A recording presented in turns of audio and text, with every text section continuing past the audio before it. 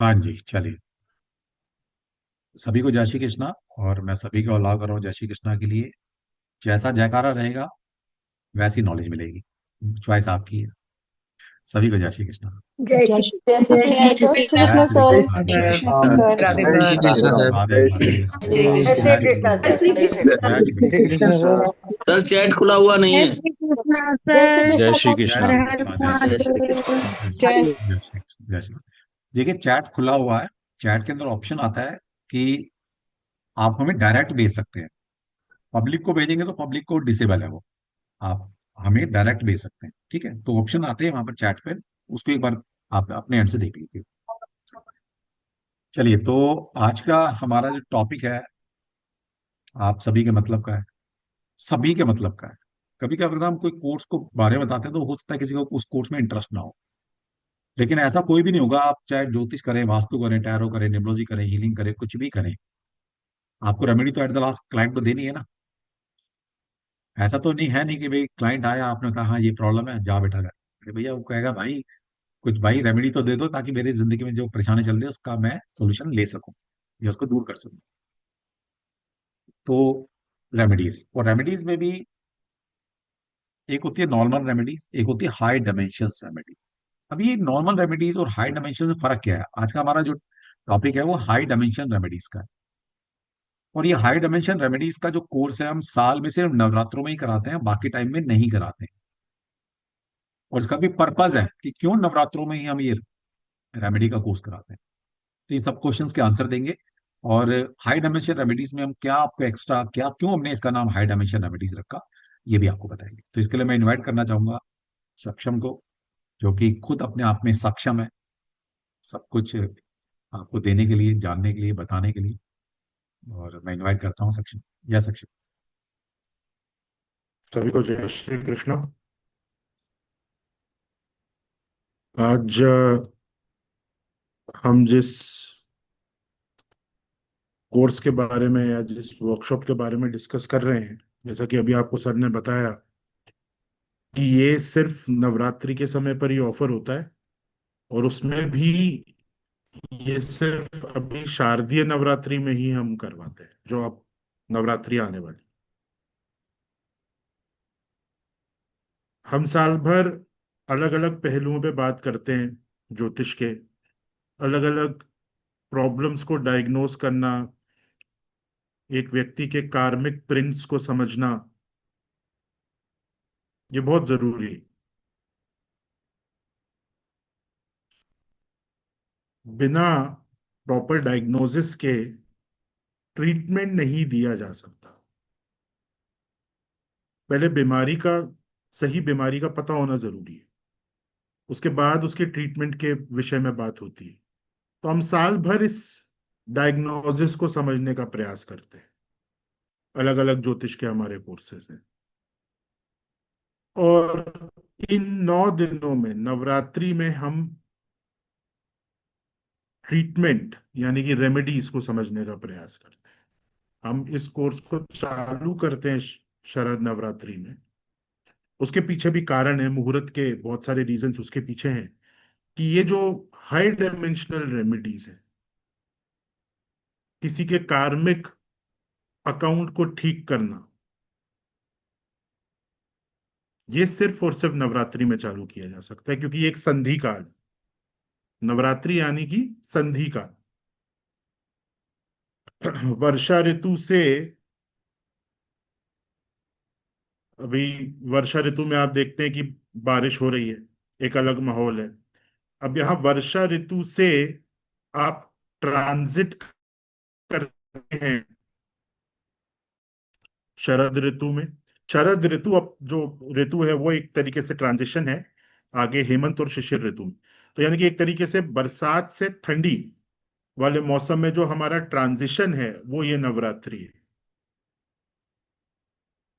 और हमेशा संधि काल में ही हम किसी प्रकार का आध्यात्मिक इम्प्रूवमेंट कर सकते हैं। जैसे कि आप लोग डेली बेसिस पे भी इस चीज को देखते होंगे, सुबह के समय पे जो संध्या होती है, ब्रह्म मुहूर्त, है ना, रात खत्म हो रही होती है और सुबह चालू चालू होने वाली होती है, वो जो समय है ट्रांजिशन का, उस समय उपासना करी जाती है। और शाम के समय पे जब दिन समाप्त हो रहा होता है और रात्रि चालू हो रही होती है, वो शाम की संध्या होती है। ऐसे ही कॉस्मिक लेवल पर ये नवरात्रि जो है ये भी एक संध्या है। जो चैत्र नवरात्रि आती है उसके बाद से दिन बड़े होने चालू हो जाते हैं, और शारदीय नवरात्रि जो अभी आ रही है उसके बाद से रात्रि जो है वो बड़ी होनी चालू हो जाती है। तो ये दो संधि काल कहलाते हैं कॉस्मिक लेवल। इसलिए कुछ ऐसी चीजें हैं जो इन्हीं इसी समय पे पढ़ाई जा सकती हैं, इसी समय पे आप उसे ग्रहण कर सकते हैं। उसमें से एक टॉपिक ऐसा है जो कि उपायों के ऊपर है, रेमेडीज के बेसिस, रेमेडीज का टॉपिक है। तो इसलिए ये जो टॉपिक है ये सिर्फ और सिर्फ नवरात्रि में ऑफर होता है, और ये ऑफर नहीं होता। अगर हम पढ़ा भी देंगे तो अच्छे से नहीं पढ़ा पाएंगे किसी और समय पे, क्योंकि एज पर मुहूर्त शास्त्र ये हमें इंस्ट्रक्शंस हैं कि संधि काल में जो हाई डायमेंशनल रेमेडीज हैं उन्हें पढ़ाना चाहिए। और हम पिछले 4 सालों से इसी चीज को फॉलो करते हुए आ रहे हैं। अब देखिए, एक क्वेश्चन सबके माइंड में आएगा, उसको सर ने अभी थोड़ा सा टच भी किया था, कि ये हाई डायमेंशनल रेमेडी क्या है। या अगर मैं बहुत बेसिक भाषा में बात करूं तो टोटकों में और प्रॉपर ज्योतिषीय उपायों में अंतर क्या है, ये समझना जरूरी है। क्योंकि यहाँ पे इस कोर्स के अंदर हम किसी टोटके के बारे में डिस्कस नहीं कर रहे हैं, ना हमारा बिलीफ सिस्टम उस तरफ है। पर फिर भी टोटके होते हैं, लोग फॉलो भी करते हैं। तो टोटकों में और प्रॉपर उपायों में डिफरेंस क्या है। सबसे पहले तो आप ये देखिए कि जो टोटके हैं उसका कोई प्रमाणिक ग्रंथ नहीं है। वो किसी, ना तो वो वेदों से निकले हैं, ना तो वो आगम शास्त्र के किसी ग्रंथ से निकले हैं। उसके पीछे कोई प्रमाण नहीं है।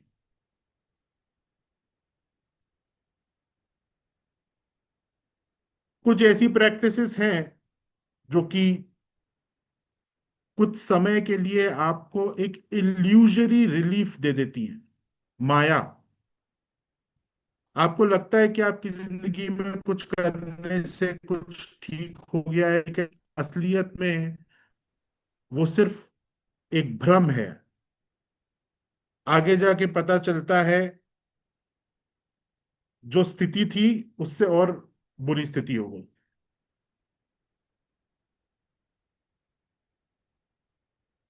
जो व्यक्ति, आप इस चीज को ऑब्जर्व भी करेंगे कि टोटकों को फॉलो करने वाली जेंट्री अलग ही है बिल्कुल। उनको अपने कर्मों से कोई मतलब नहीं है, उनको परमानेंट सोल्यूशन से कोई मतलब नहीं है, उनको इस चीज से मतलब नहीं है कि उनका जन्म क्यों हुआ और वो अपने जन्म को बेहतर कैसे बना सकते हैं। उनको सिर्फ टेम्पररी कुछ रिलीफ चाहिए, भ्रम में रहना है। और तो वो एक जेंट्री भी बिल्कुल अलग है टोटकों वाली, कि हमारा ये काम हो जाए बस, ये हमने, उनको मेहनत भी नहीं करनी। उनको इजी चीज चाहिए कि भाई ये हमने कुछ लिया, उसको किसी चीज में डाला, उसको ऑफर कर दिया, इससे हमारा ये काम। उस तरीके की जेंट्री को वैसे भी हम ज्योतिष के किसी भी कोर्स में हम अलाउ ही नहीं करते।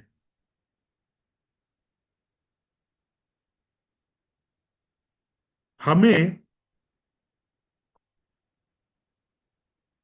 जब भी हम उपायों की बात करते हैं, हमारा मोटिव टोटका नहीं होता। हमारा मोटिव होता है कि अपने कर्मों को किस प्रकार से सुधारा जाए। आपकी लाइफ में जो भी प्रॉब्लम्स हैं, वो प्रॉब्लम क्यों होती है। आप इसको एक प्रैक्टिकल एग्जांपल आप देखिए। अगर आपके पेट में इन्फेक्शन है तो आप डॉक्टर के पास कब जाएंगे, या आपको कैसे पता चलेगा कि आपके पेट में इन्फेक्शन है। आपको पेट में दर्द होगा। वो जो दर्द है, वो दर्द ही आपका ध्यान खींचेगा आपके पेट की तरफ। अगर पेट में दर्द नहीं होगा तो आपको पता ही नहीं चलेगा कि आपके पेट में इन्फेक्शन है, आप डॉक्टर के पास कभी जाओगे नहीं। जब तक वो दर्द नहीं होगा तब तक आपका ध्यान पेट में नहीं जाएगा, और जब तक आपका ध्यान पेट में नहीं जाएगा आप उसके इलाज के लिए किसी डॉक्टर के पास नहीं जाओ। ये सिद्धांत है। किसी भी, कोई भी आपके शरीर में कहीं पे भी प्रॉब्लम है, वहां पे दर्द होगा, आपको उस एरिया में थोड़ा सा अनकंफर्टेबल फीलिंग आएगा, तो आपका ध्यान वहां जाएगा कि भाई यहाँ पे इलाज की आवश्यकता है। ये बॉडी पार्ट या ये मेरा हाथ या ये मेरा पैर, ये सामान्य अवस्था में नहीं है। मेरे लेफ्ट पैर में दर्द हो रहा है, राइट पैर में नहीं हो रहा, तो लेफ्ट पैर जो मेरा है वो सामान्य अवस्था में नहीं है। मुझे वहां पे ध्यान केंद्रित करके उसके इलाज की आवश्यकता। यही सेम कॉन्सेप्ट आपकी लाइफ के हर एरिया में लगता है। आपके रिलेशनशिप में प्रॉब्लम हो सकती है, आपकी हेल्थ में प्रॉब्लम हो सकती है, आपके करियर में प्रॉब्लम हो सकती है, या अन्य आपकी किसी भी लाइफ के एरिया में प्रॉब्लम हो सकती है। वो वास्तविकता में प्रॉब्लम नहीं है। आपको उस एरिया में जो पेन हो रहा है, जो कष्ट हो रहा है, भगवान ये चाह रहे हैं कि आप वहां पे ध्यान दो। आपने कुछ ऐसा कर्म किया है जिस कर्म की पूर्ति के लिए इस जन्म में आपको कुछ करना है, और वो जो चीजें आपको करनी है आप वो कर पाओ, इसलिए आपकी जिंदगी के एक एरिया में आपको कष्ट अनुभव होने लगेगा। क्योंकि जब तक वो कष्ट अनुभव नहीं होगा तब तक आपका ध्यान वहां नहीं जाए। अब समस्या क्या आती है मैं आपको बताता हूं। जो एक टोटके वाला माइंडसेट होता है और एक जो प्रामाणिक वैदिक उपायों वाला माइंडसेट होता है, उसमें अंतर क्या होता है। जो टोटके वाला माइंडसेट है ना, वो देखेगा कि ये मेरे को कष्ट हो रहा है, किसी तरीके से ये कष्ट दूर हो जाए, उसके लिए मुझे कुछ गलत करना हो, मुझे अपना आगे अपनी सोल का आगे का भविष्य खराब करना, कुछ भी करना हो, मैं उसे करके खत्म करना चाहता हूं। परंतु एक मेच्योर माइंड, एक ऐसा माइंड जो शास्त्रों के तरीके से चलना चाहता है, वो उसी कष्ट को देखेगा और वो समझेगा कि हाँ, मैंने पास्ट में कुछ किया है जो कि गलत है, जिसकी वजह से ये कष्ट मेरी जिंदगी में आया है, और इस कष्ट को, जो भी मेरा पेंडिंग कर्मा है, उसे कंप्लीट करके मुझे आगे मूव ऑन करना है।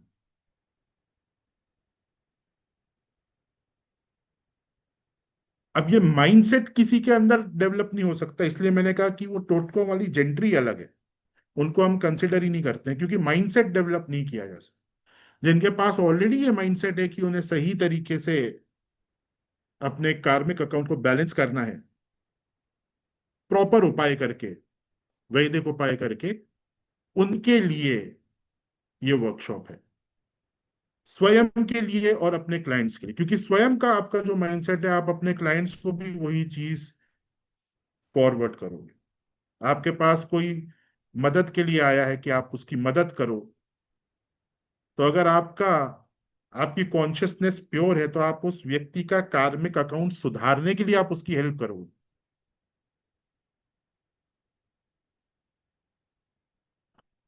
आप ये चाहोगे कि इस व्यक्ति को रेमेडीज दी जाए जिसकी वजह से इसका कार्मिक अकाउंट इंप्रूव हो, जो पेंडिंग कर्मा पास से चलता हुआ आ रहा है वो चीज कंप्लीट हो, और ये व्यक्ति आगे भगवान की तरफ जाए। एक वो व्यक्ति जो टोटकों में बिलीव रखता है, वो ये चाहेगा कि मैं इसको कुछ ऐसा मिरेकल दिखा दूं, मैं इसको कोई जादू दिखा दूं, बस इससे पैसा ले लूं, ये देख के वो, बाकी इसकी सोल का क्या हो रहा है, इसकी आत्मा का क्या हो रहा है, वो कोई मतलब नहीं।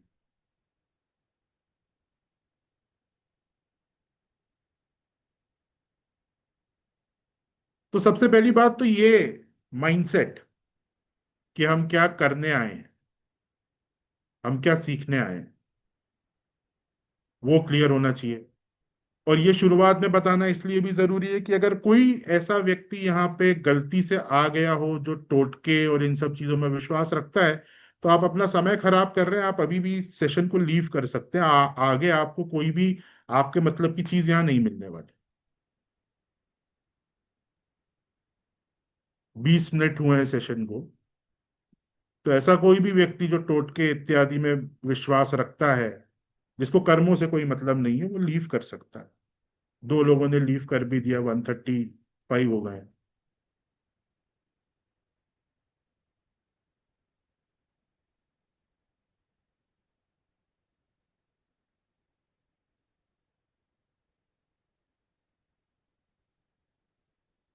हमारी अप्रोच क्या है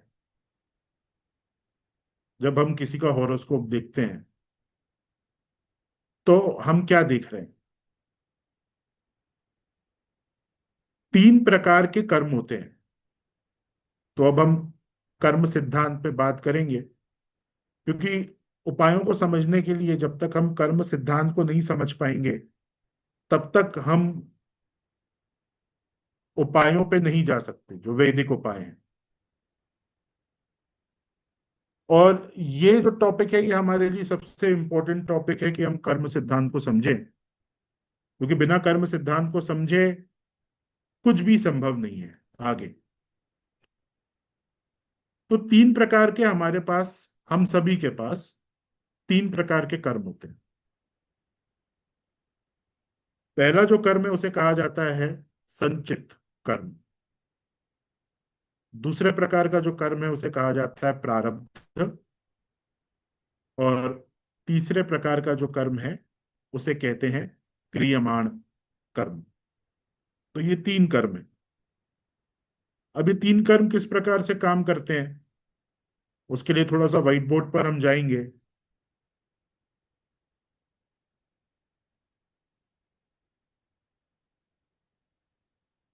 हर व्यक्ति के अकाउंट में ये तीन कर्म है। सबसे पहला कर्म क्या मैंने आपको बताया? संचित।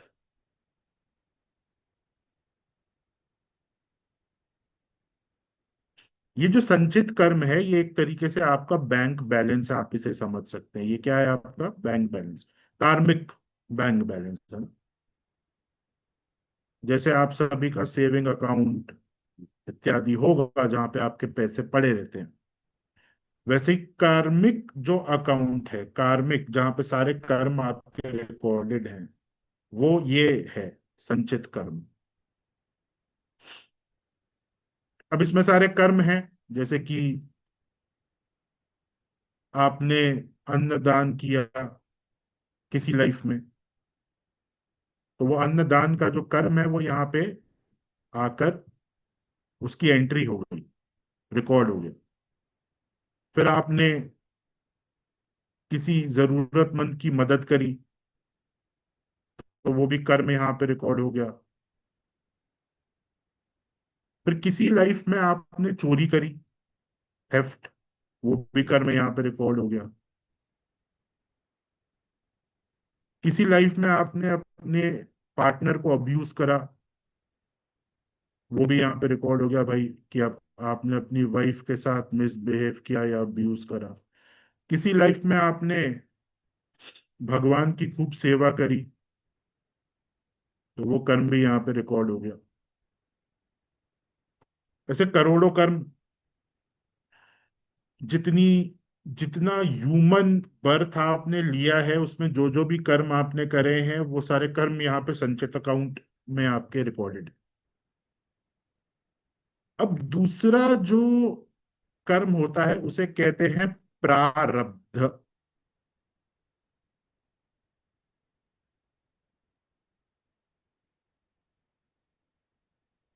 अब ये प्रारब्ध क्या चीज है? इस लाइफ में इस अकाउंट से आप जो जो कर्म लेकर आए हो, वो प्रारब्ध है। मान लीजिए आप कहीं घूमने जा रहे हैं और आपने अपने अकाउंट से पैसे निकाले, तो जितने पैसे आप लेकर गए हो वो आपका प्रारब्ध है। ऐसे ही जब आपका जन्म हुआ, करंट जन्म की हम बात कर रहे हैं, तो इन संचित कर्मों में से कुछ कर्म आप लेकर पैदा हुए, वो ही कर्म आपको फेस करने हैं इस लाइफ में। तो जो कर्म आप लेकर पैदा हुए हो, वो आपके हॉरोस्कोप में दिखता है। तो हॉरोस्कोप में हमें क्या दिख रहा है कि आपका प्रारब्ध क्या है, कि आप कौन कौन से कर्म लेकर आए हो अपने संचित कर्म के अकाउंट से, वो आपके हॉरोस्कोप में दिख जाता है। इसे कहते हैं प्रारब्ध। अब मान लीजिए आप यहां से तीन कर्म लेकर आए ना, तो आपने किसी की हेल्प करी थी, ये कर्म आप लेकर आए हो कि आपने हेल्प करी थी, ये आपके प्रारब्ध में आया। और ये कौन डिसाइड करता है कि कौन सा कर्म आपके प्रारब्ध में आएगा? भगवान। फिर आपने अपनी वाइफ को अब्यूज करा था, तो वो भी कर्म आपके प्रारब्ध में आ गया, ये कर्म भी आप लेकर आए हो, अब्यूज वाला। पर आपने भगवान की सेवा करी थी, ये भी कर्म आप लेकर आए हो इस लाइफ में प्रारब्ध में, तो ये भी आपके प्रारब्ध में आ गया। अब ये मान लीजिए तीन, ऐसे करोड़ों कर्म आप लेकर आते हो प्रारब्ध में। मैं सिर्फ आपको थोड़ा थोड़े से पॉइंट्स एग्जाम्पल के थ्रू समझा रहा हूं। अब ये तीन कर्म लेकर आप पैदा हुए, ये तीन कर्म आपके प्रारब्ध में है। तो इन तीन कर्मों के बेसिस पे आपका हॉरोस्कोप बनेगा, उसमें अलग अलग प्लेनेट अलग अलग भाव में, अलग अलग राशि में, अलग अलग योगों में जाएंगे, और आपकी लाइफ के एक्सपीरियंसेस जो हैं वो उस हिसाब से चलेंगे। तो आपने क्योंकि किसी की हेल्प करी, तो इस ये जो हेल्प का प्रारब्ध है, ये कोई बहुत अच्छे योग आपके हॉरोस्कोप में होंगे जो आपको अच्छे अनुभव देंगे।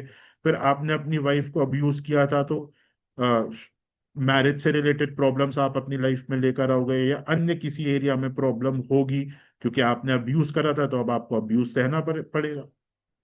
आपने भगवान की सेवा करी थी, तो वो सेवा से जितना भी पुण्य है वो आपको मिलेगा इस लाइफ में। और ये सब आपके हॉरोस्कोप से पता चलेगा। अब ये तो हो गया भाई, बाय बर्थ वो व्यक्ति क्या क्या लेकर आया है। संचित जो आपका अकाउंट है, प्रारब्ध जो इस लाइफ में जो चीजें आप फेस करोगे वो आप लेकर आए हो। और फिर यहाँ पे एक थर्ड कर्म होता है जिसे हम कहते हैं क्रियामान कर्म।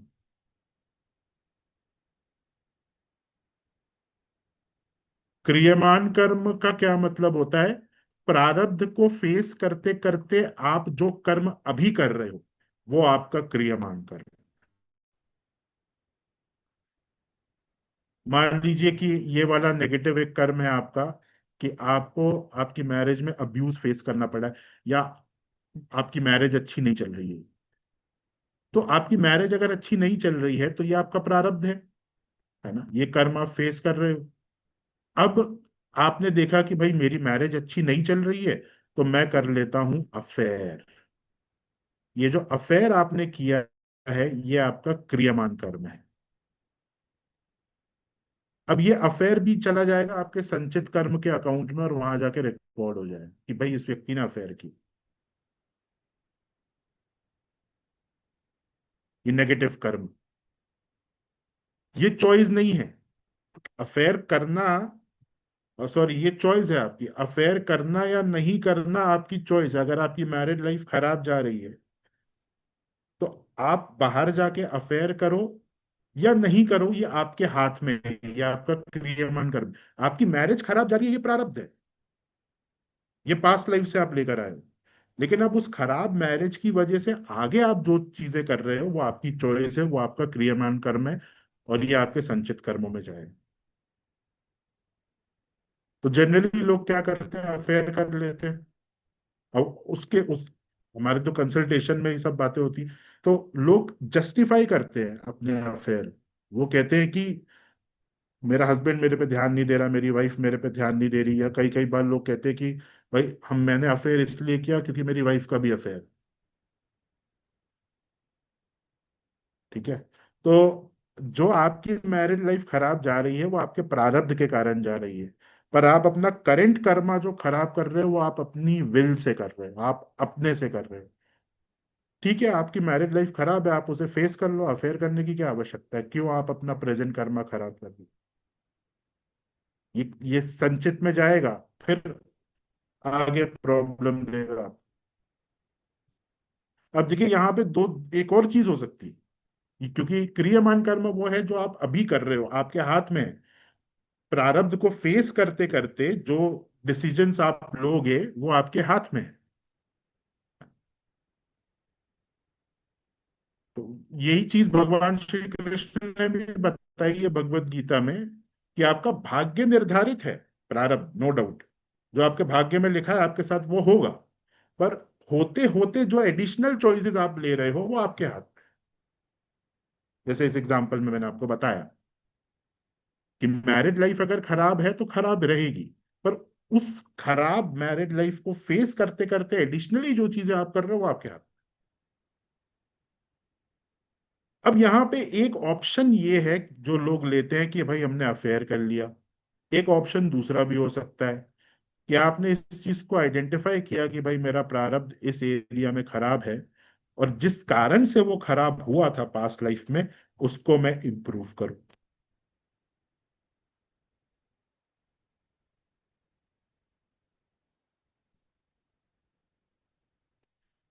और इम्प्रूव वो कैसे होगा, यहाँ पे आ जाती है बात वैदिक रेमेडीज की।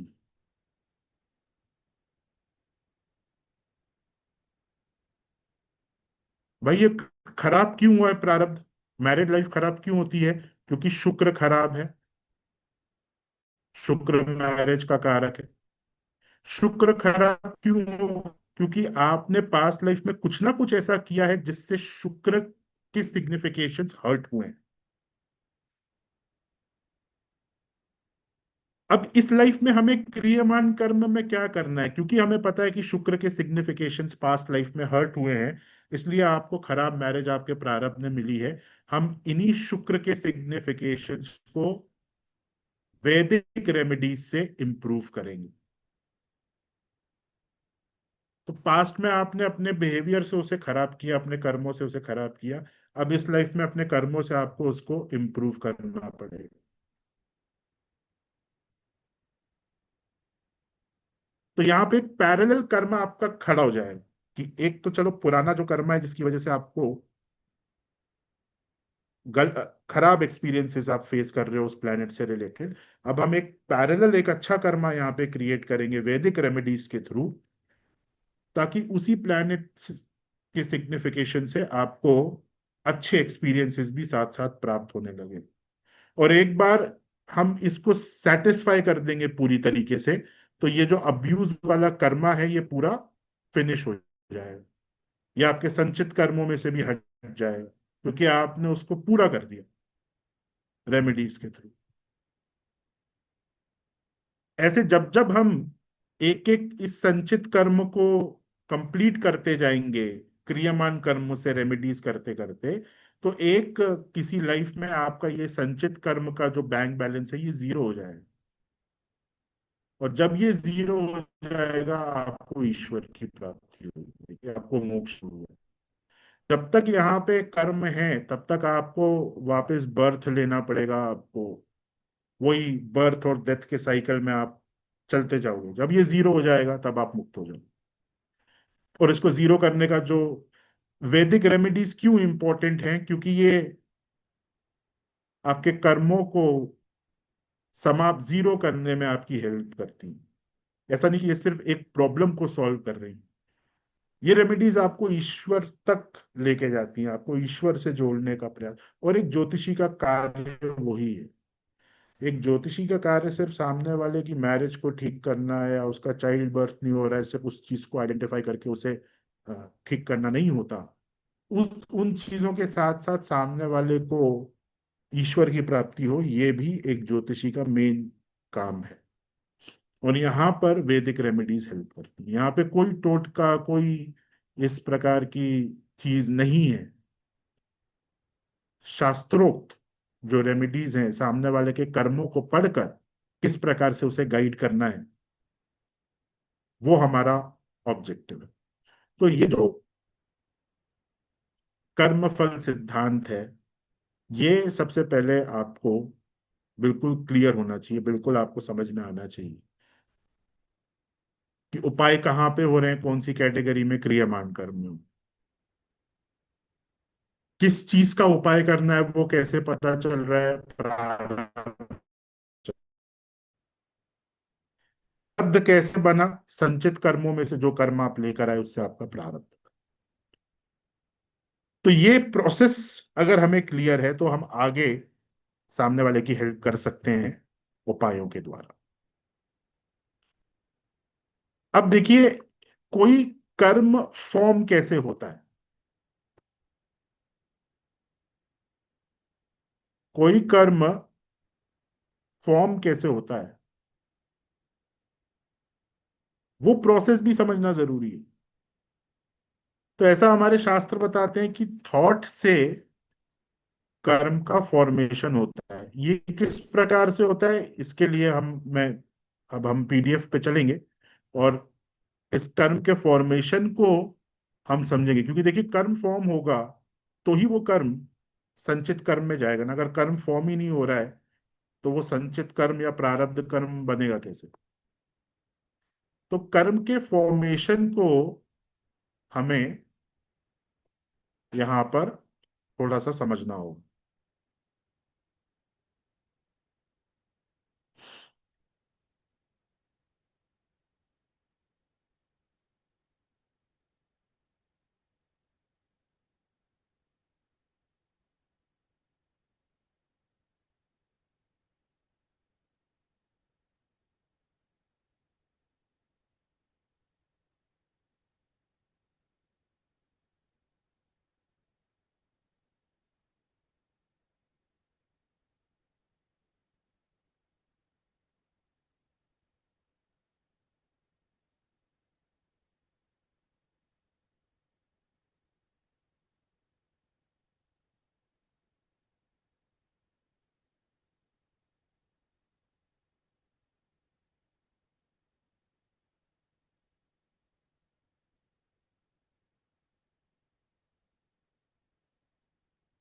एक मिनट, मेरे ख्याल से दूसरे पीडीएफ में है वो।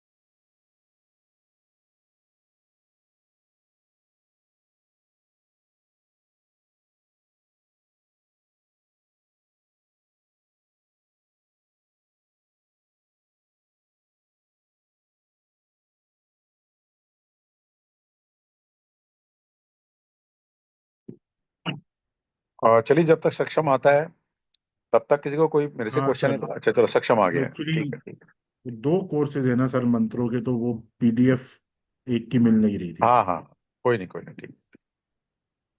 चलिए, तो हम यहाँ पर अष्टांग योग जो महर्षि पतंजलि का है, उसमें जो कर्म के बारे में एक्सप्लेन किया हुआ है कि एक कर्म फॉर्म किस प्रकार से होता है, हम उसको यहाँ पर स्टडी करेंगे। और उसको स्टडी करने के लिए जो अष्टांग योग के 8 अंग हैं, जो आप यहाँ पे देख रहे हैं, वो आपको क्लियर होने चाहिए। उपायों में जाने से पहले ये जो 8 अंग हैं, इनसे हम ये समझते हैं कि भाई एक कर्म किस प्रकार से फॉर्म होता है। तो आप यहाँ पे देख सकते हैं, अभी बहुत ज्यादा डिटेल में हम इसमें नहीं जाएंगे। बस हम इतना सा ये समझने का प्रयास करेंगे कि कर्मों के फॉर्मेशन में क्या रोल है अष्टांग योग का। तो सबसे पहले जो योग के 8 अंग बताए हैं, उनमें क्या क्या है?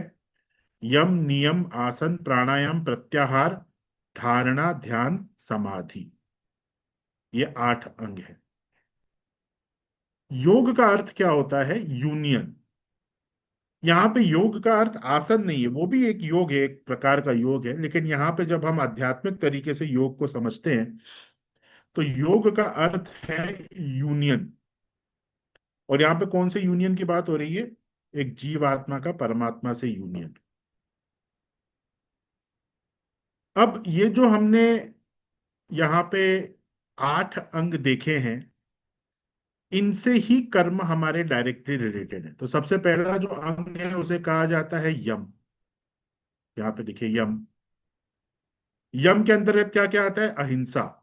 अब देखिए महर्षि पतंजलि क्या कह रहे हैं कि शब्दों से, विचारों से, कर्मों से किसी को अकारण हानि नहीं पहुंचाना अहिंसा है। तो हम 3 प्रकार से यहाँ पे कर्म कर सकते हैं। हम किसी को बोल के सामने वाले को हानि पहुंचा सकते हैं, किसी का दिल दुखा सकते हैं। विचारों से, अपने विचारों से हम किसी को कष्ट दे सकते हैं, और अपने किसी एक्शन से हम किसी को कष्ट दे सकते हैं। वो सब कर्म बन बन जाएगा। आपने किसी को कुछ बुरा बोला तो सामने वाला हर्ट हुआ।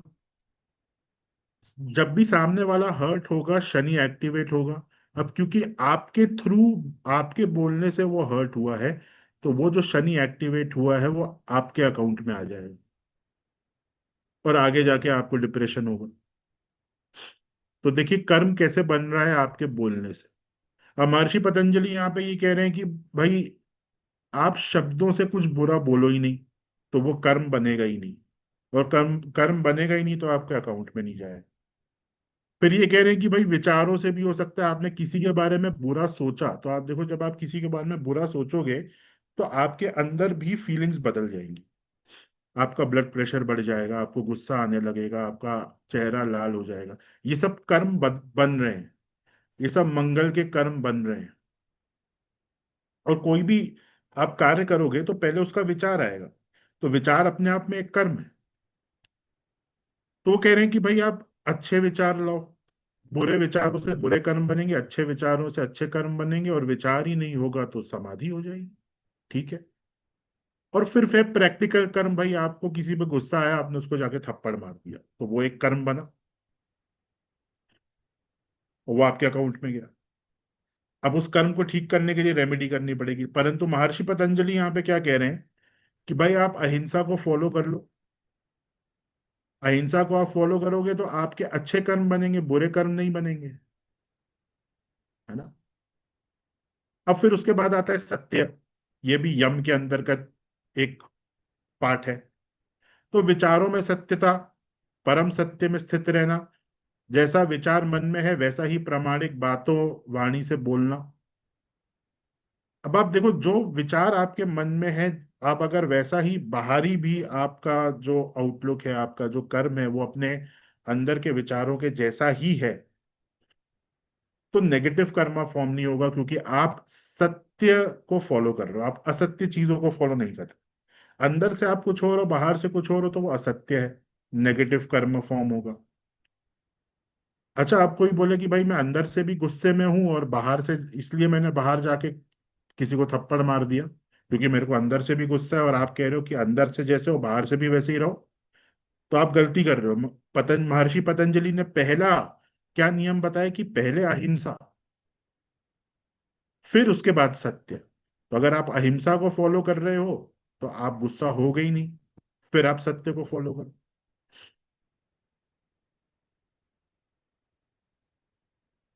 तो इस प्रकार से अभी सारा हम डिस्कस नहीं करेंगे, उतना समय नहीं है, इसको डिटेल में हम पढ़ेंगे आगे।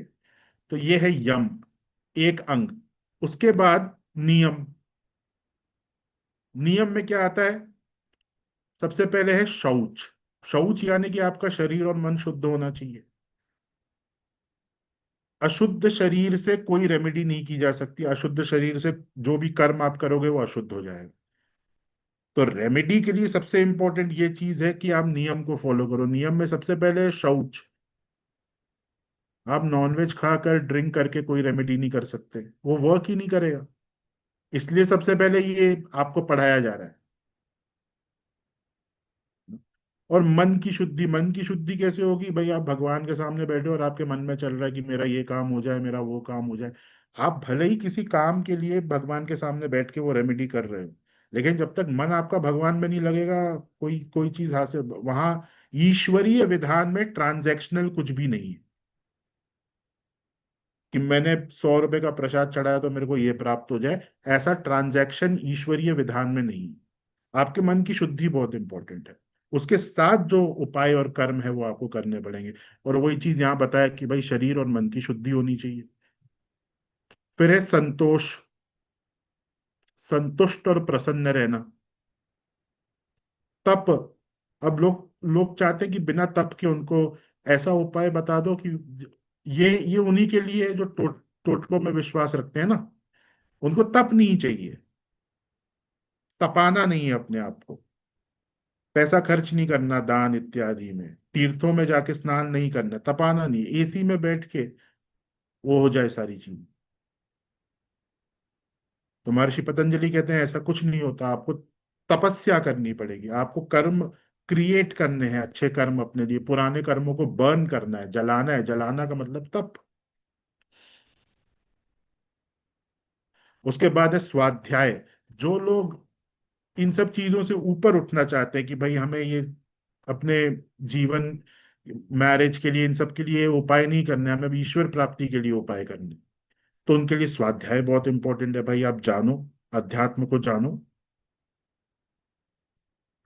और फिर है ईश्वर प्रणिधान, ईश्वर के प्रति पूर्ण समर्पण और पूर्ण श्रद्धा। किसी व्यक्ति के प्रति नहीं कि वो व्यक्ति हमारा प्रॉब्लम सॉल्व कर देगा, नहीं। वो एस्ट्रोलॉजर हमारा प्रॉब्लम सॉल्व कर देगा, नहीं। वो सिर्फ हमें रास्ता दिखाएगा। सॉल्व कौन करेगा? ईश्वर।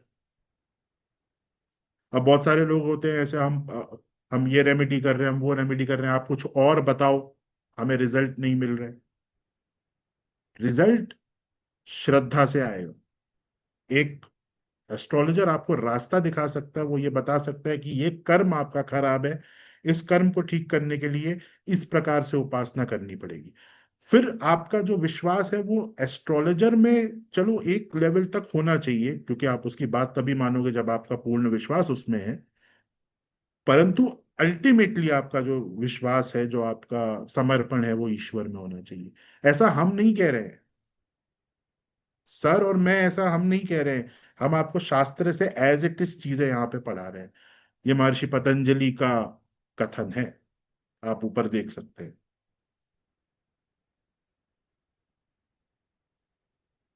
अब बात आती है आसन की। अब देखिए, ये आसन जो है ना, ये योगा आसन वो एक अलग चीज है यहाँ पे, उसकी बात नहीं हो रही। आसन का मीनिंग क्या है उसे आप समझिए सबसे पहले। आसन का तात्पर्य है स्थिर, स्थिर और सुख देने वाला।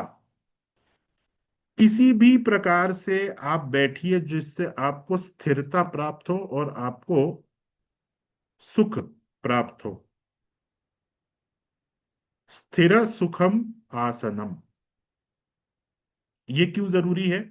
क्योंकि जब तक आपकी लाइफ में स्थिरता नहीं आएगी, तो तप में स्थिरता नहीं आएगी, उपायों में स्थिरता नहीं आएगी।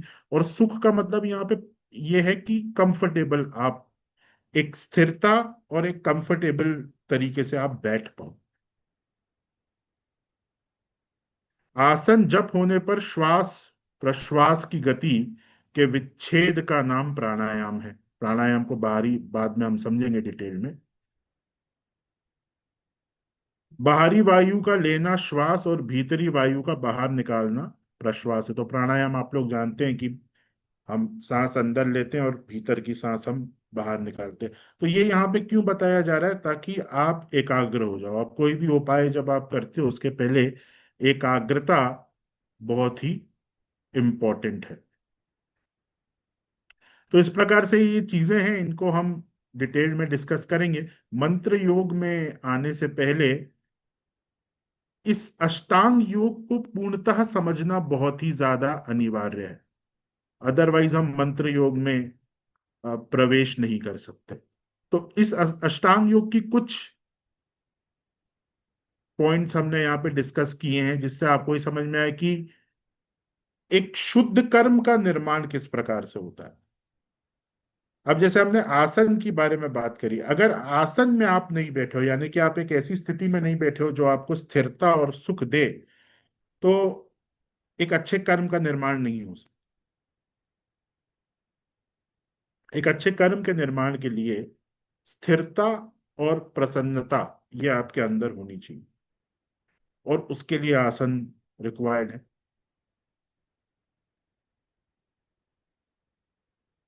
तो रेमेडीज को अटेम्प्ट करने से पहले भी बहुत सारी ऐसी चीजें हैं जो हमें समझनी हो, उसके बाद हम उन्हें अटेम्प्ट कर सकते हैं एक सही तरीके से। तो अभी तक अगर किसी का कोई क्वेश्चन है, कोई डाउट है, तो आप हैंड रेस कर सकते हैं।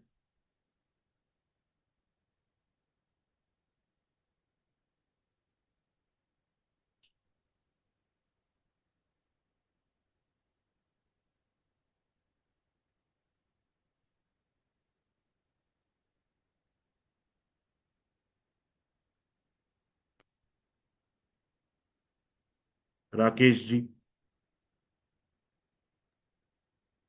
सर, मैं अपने थोड़ा सा संदेह या जो मेरे मन में आया वो आपसे शेयर करना चाहता हूँ। जी। आपने बताया कि तीन तरह के कर्म है, संचित कर्म, प्रारब्ध और ये क्रियान्वयन कर्म।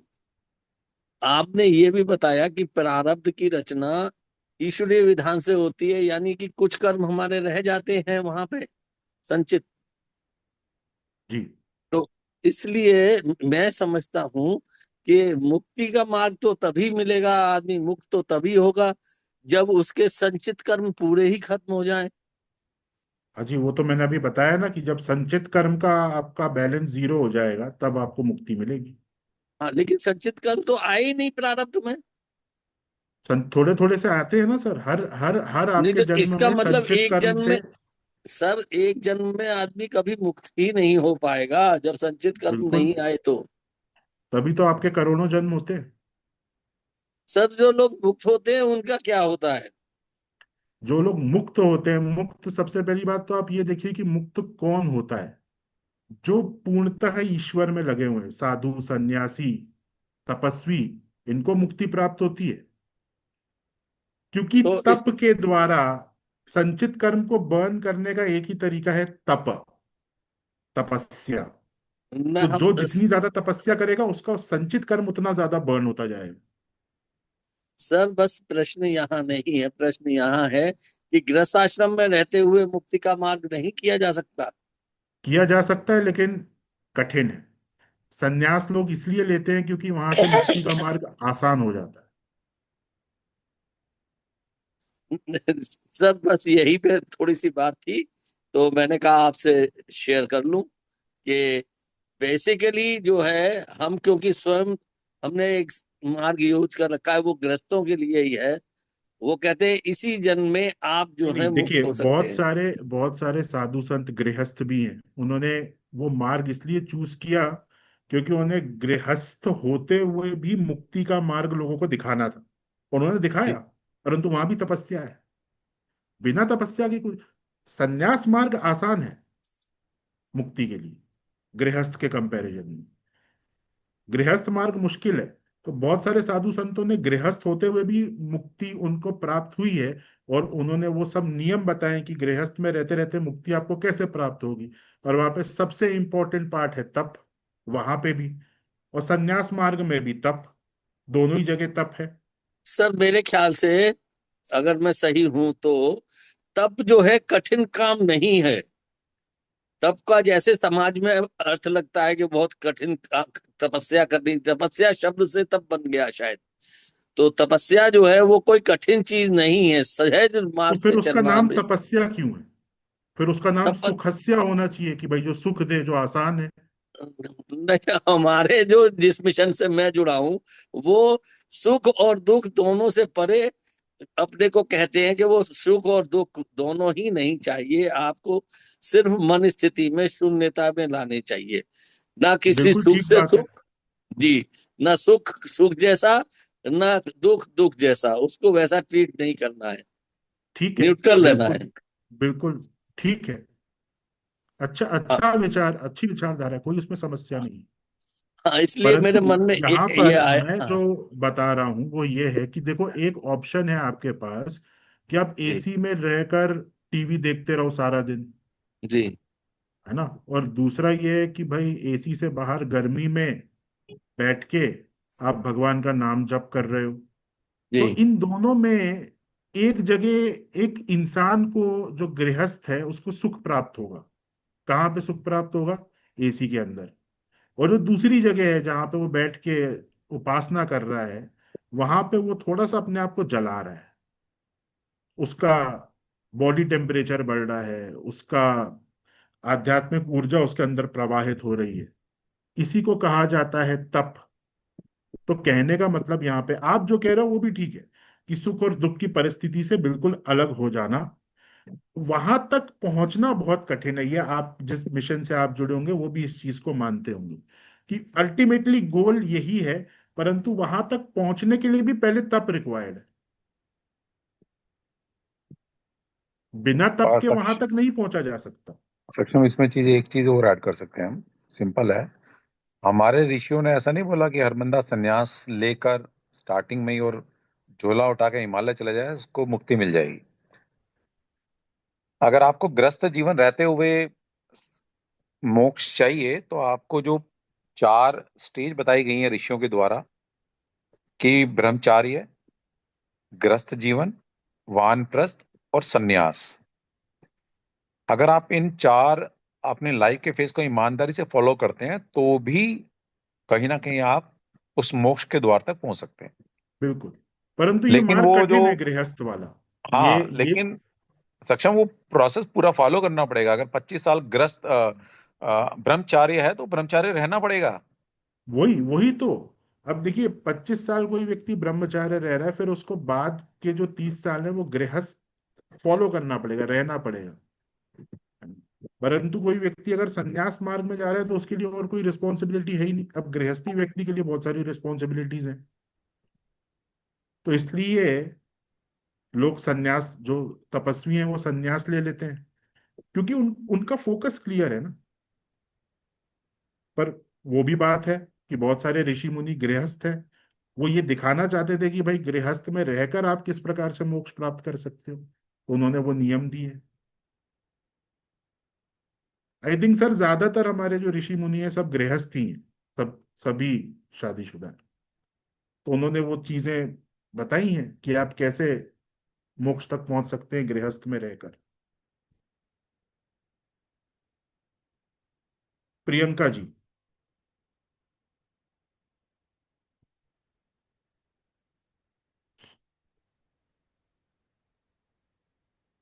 सारी मतलब पूरी लाइफ में पे नहीं आए हैं। सिंगल है आवाज वो। आपकी बहुत कम आ रही है मैम। चैट बॉक्स में लिख सर, दीजिए जो भी सवाल है।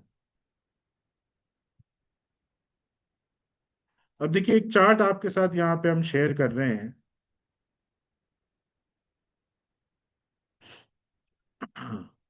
यंत्र मंत्र तंत्र पे हम बाद में आएंगे।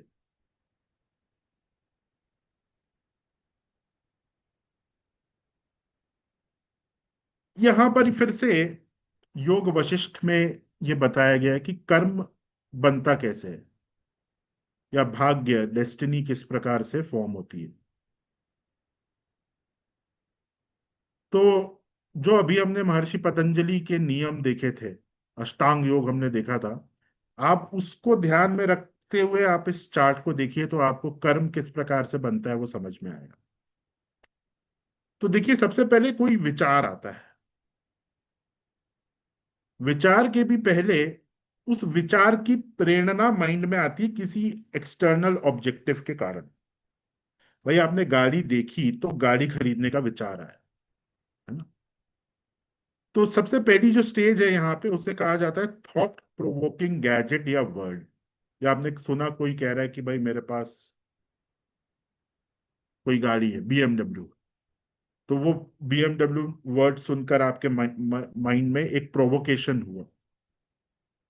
अब उस प्रोवोकेशन के कारण आपका एक विचार बना कि भाई मेरे को भी बीएमडब्ल्यू चाहिए, या आपने एक बीएमडब्ल्यू जाती हुई देखी तो आपके मन में अब विचार आया कि भाई मुझे भी बीएमडब्ल्यू चाहिए। ये सेकंड स्टेज है। फर्स्ट स्टेज क्या है कि किसी ना किसी तरीके से प्रोवोकेशन हुआ आपके मन में। फिर उसी विचार से आपकी एक डिजायर बन गई, इच्छा। आपने देखा कि आपने सोचा मुझे बीएमडब्ल्यू चाहिए। अब वो इतना तीव्र आपका वो विचार हो गया, इतना स्ट्रांग हो गया कि वो आपकी एक इच्छा बन गई। अब आप बहुत, आप आपके अंदर एक तीव्र फीलिंग है कि नहीं, मेरे पास वो गाड़ी होनी चाहिए। ठीक है। अब उस गाड़ी को प्राप्त करने के लिए आप कोई ना कोई कर्म करोगे। अब ये कर्म यहाँ पे बुरा भी हो सकता है, अच्छा भी हो सकता है आप मेहनत करो कि मुझे वो गाड़ी प्राप्त करनी है, उसके लिए आप सही काम कर रहे हो, या हो सकता है आप चोरी कर रहे हो अपनी इच्छा की वजह से कि नहीं मुझे वो गाड़ी प्राप्त करनी है। दोनों चीजें हो सकती हैं। अच्छा, अब जो भी कर्म आप करोगे वो आपकी हैबिट बन जाएगा। आप देखेंगे कि एक बार कोई चोरी करके पैसे कमाता है तो उसकी आदत ही बन जाती है, फिर वो बार बार चोरी करेगा। ईमानदारी से कोई अगर कोई काम कर रहा है तो उस ईमानदारी उसकी हैबिट हो जाएगी।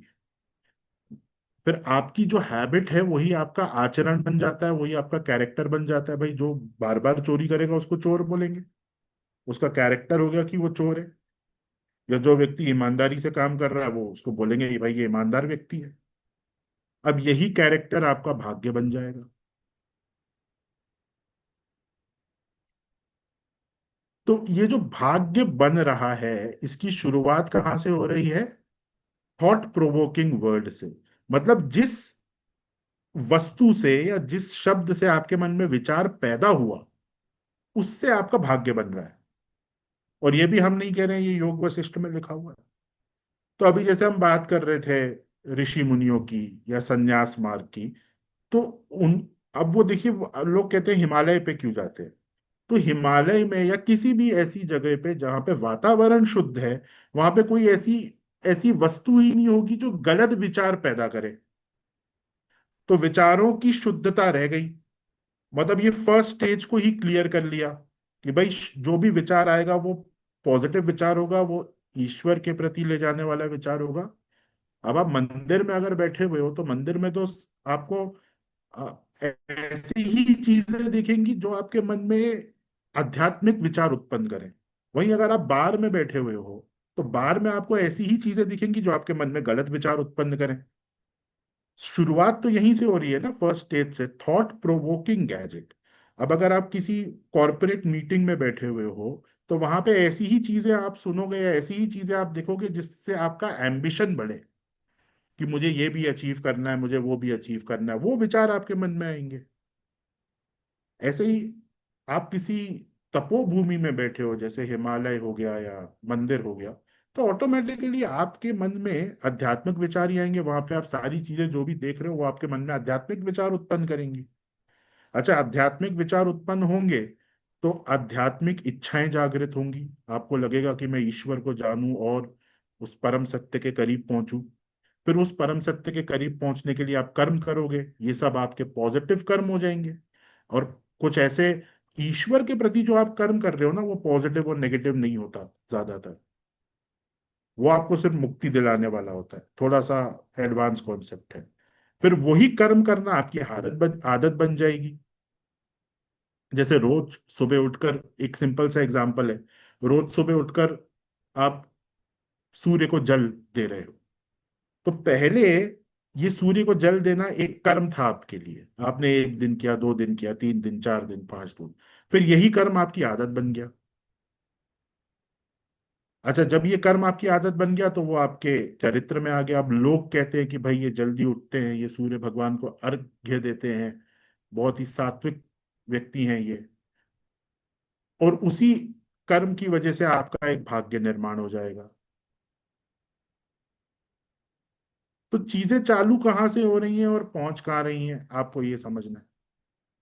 वही ऑपोजिट एग्जाम्पल आप देखो, आप किसी बार में बैठे हुए हो तो बार बार में आपको ऐसी ऐसी चीजें दिखेंगी जिससे गलत विचार उत्पन्न होंगे। वही गलत विचार गलत इच्छा उत्पन्न करेंगे। गलत इच्छा से गलत कर्म होंगे। गलत कर्म से आपका आचरण, आपकी आदत गलत हो जाएगी। फिर आपका कैरेक्टर गलत हो जाएगा, लोग कहेंगे कि भाई ये तो सारा दिन बार में बैठा रहते हैं। और फिर आपका भाग्य भी वही होगा।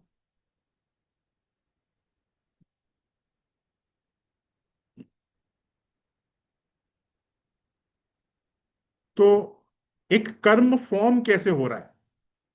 अभी तो हमने ये देखा भी, आपके अकाउंट में संचित कर्म है, आपके अकाउंट में प्रारब्ध है, आप और फिर क्रियमान कर्म है। बट ये बन कैसे रहे हैं? अच्छा, इसके पहले जो हमने महर्षि पतंजलि के अष्टांग योग को समझा था, अगर हम उसको फॉलो कर लेंगे तो यहाँ पर कोई विकृति नहीं आएगी। आपने यम नियम ही फॉलो कर लिया, यम नियम आसन, आपने 3 चीजें फॉलो कर ली, तो यहाँ पे कोई प्रॉब्लम नहीं होगी, भले ही आप कहीं पे भी रहो। आप घर में रहो, आप हिमालय में रहो, आप अगर गलत संगत में हो तब भी आपके विचार गलत नहीं होंगे, अगर आप उस चीज को फॉलो कर लो। और यहाँ पे अगर आपने ठीक कर दिया तो भाग्य भी अपने आप ठीक हो जाए। अब इसके लिए बहुत सारे ऑप्शंस हमारे पास हैं जो हम पढ़ेंगे, कि यंत्र मंत्र दान स्नान से किस प्रकार से हम अच्छे कर्म क्रिएट करते हैं, है ना। ये सब हम करेंगे बहुत डिटेल में।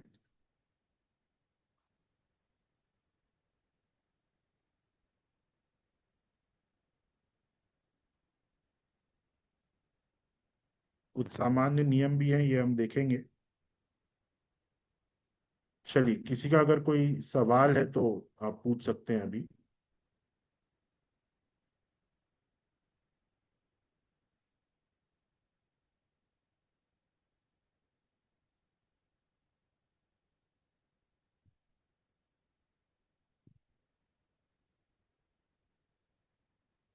गजेंद्र जी। जय श्री कृष्ण सर। सर, आप एक एग्जांपल दे रहे थे कि अगर कोई प्रारब्ध कर्म में अपना फैमिली अब्यूज का कर्म लेके आता है, और आप एग्जांपल दे रहे थे कि एक्सटर्नल अफेयर कर दिया, तो वो गलत अफेयर में गलत कर्म बन गया। अगर वही बंदा संन्यासत्व में चला जाता है, तो वो पॉजिटिव होगा या नेगेटिव होगा सर? क्योंकि अगर संन्यासत्व में गया, तो गृहस्थ आश्रम का जो भी रिस्पॉन्सिबिलिटी था वो छूट गया, तो वहां पे उसको देखिए, दुख होगा ही नहीं नहीं होगा। नहीं, देखिए यहाँ पे ये है कि अगर आपने शादी कर ली है, यानी कि अगर आप गृहस्थ में आ गए हो, तो गृहस्थ की हाँ। पूरी रिस्पॉन्सिबिलिटीज निभा कर ही आप संन्यास में जाएंगे, तभी वो फलित होगा। आप अगर गृहस्थ में आकर बीच में गृहस्थ को छोड़ के संन्यास में चले जाएंगे, तो वो पाप माना जाता है। अगर संन्यास में जाना है तो शादी मत करो, ब्रह्मचर्य हम्म। आश्रम के बाद सीधा आप वानप्रस्थ आश्रम में चले जाओ। अगर आप शादी कर रहे हो तो फिर शादी की रिस्पॉन्सिबिलिटीज पूरी निभानी पड़ेंगी, अदरवाइज आपका संन्यास एक्सेप्टेबल ही नहीं है। लेकिन उसका फैमिली अगर खराब है, जैसे कि हम्म। उसका फैमिली वो अब्यूज लेके आया था कर्म में, हम्म। तो उसके वजह से वो थक गया और वो सोच के चला गया कि उससे संन्यास ले फर्क नहीं लेता हूँ। पड़ता है भाई, आप अब्यूज लेकर आए हो तो आपने अब्यूज करा भी है पहले में, इसलिए आप अब्यूज हम्म। लेकर आए हो। ओके। ऑटोमेटिकली आपके अकाउंट में अब्यूज नहीं आया, आपने कुछ गलत किया है पास्ट लाइफ में, वो कर्म आप लेकर आए हो, तो वो आपको फेस करना पड़ेगा। अब 2 ऑप्शन है आपके पास, आप ऐसे ही फेस कर लो, जो भी सफरिंग हम्म। आपकी लाइफ में आप उसे एक्सेप्ट कर लो, ओके। और या फिर साथ साथ आप वैदिक उपाय करो जिसकी वजह से आप उस सफरिंग को थोड़ा कम कर पाओ। वैदिक उपायों से क्या होगा, पैरेलली एक अच्छा कर्म क्रिएट हो जाएगा उसी एरिया से रिलेटेड, जो आपकी ओके। लाइफ में सफरिंग को थोड़ा सा कम कर देगा। लेकिन मुंह यहाँ पे मोड़ने से तो। किसी के साथ भी कोई डिस्क्रिमिनेशन नहीं है, आप ऐसा मत समझिएगा कि किसी ने अपनी वाइफ को पास्ट लाइफ में अब्यूज किया, इस लाइफ में वो उपाय कर रहा है तो जो उसको सफर करना था वो कम हो गया, नहीं। उपाय भी इसको उसको ऐसा मिलेगा कि आप शुक्र के या जो भी ग्रह एफ्लिक्टेड है, उसके सिग्निफिकेशंस को मंत्रों यंत्रों के द्वारा, स्नान के द्वारा, आप तपस्या करके, भाई जो प्रॉब्लम आपको फेस करनी थी, जो सफरिंग आपको फेस करनी थी, वो सफरिंग आप फेस कर रहे हो, लेकिन तप के माध्यम से आपने उस एनर्जी को कन्वर्ट कर दिया तपस्या में। तो आपका तपस्या जो है वो उस पेंडिंग कर्म को पूरा कर रहा है, तो आपकी लाइफ में सफरिंग कम हो जाएगी, है ना। चलिए। तो ये एक बहुत ही खास बात है वैदिक उपायों में, कि किसी के भी साथ अन्याय नहीं है, सिर्फ एनर्जी का ट्रांसफॉर्मेशन। अब मान लीजिए कोई बुद्ध से रिलेटेड स्नान करता है, एक हमारे पूरे कोर्स में स्नान की रेमेडी है, दान की रेमेडी है, यंत्र मंत्र सारी चीजें। अब कोई एक,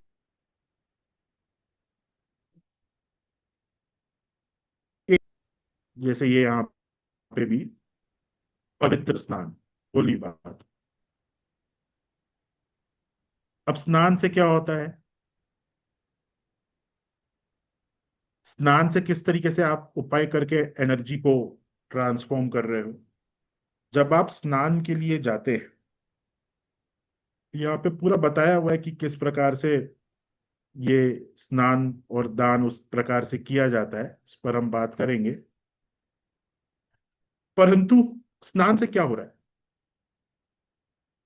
उस ग्रह के जो सिग्निफिकेशंस हैं, जो वस्तुएं हैं, उनको एकत्रित कर कर एक पर्टिकुलर मुहूर्त में आप एक स्नान कर रहे हो। आप अपने ऊपर एक एक तरह का पानी बनाकर उन ग्रहों की वस्तुओं से आप उससे स्नान कर रहे हो एक मुहूर्त में।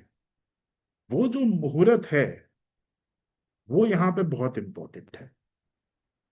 वो मुहूर्त वो एनर्जी आपको दे रहा है कि उस ग्रह की जो कमी आपकी लाइफ में है, वो कमी उन वस्तुओं के द्वारा स्नान करने से पूर्ण हो।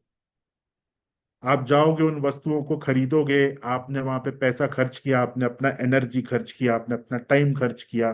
फिर उस मुहूर्त के इंतजार के लिए इंतजार में आप बैठोगे, जप करोगे स्नान से पहले। ये स्नान का मतलब नहाना नहीं होता। नहाना वो है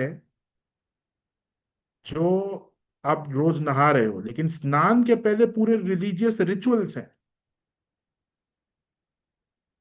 तो स्नान का मतलब आप नहाना मत समझ लेंगे।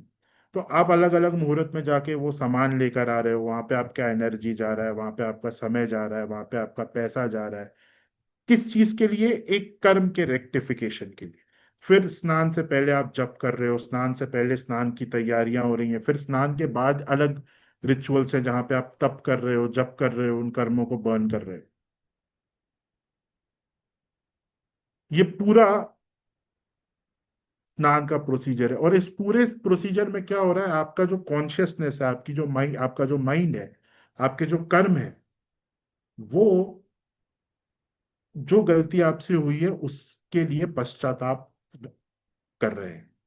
देखो, आपको जैसे स्नान के लिए बोला गया, हर ग्रह का स्नान अलग अलग तरीके से करा जाता है। आपको उसके रूल्स बताएंगे आगे वर्कशॉप में। बट इसका प्रोसेस आप समझो। आपको बोला गया कि आपको ये स्नान करना है।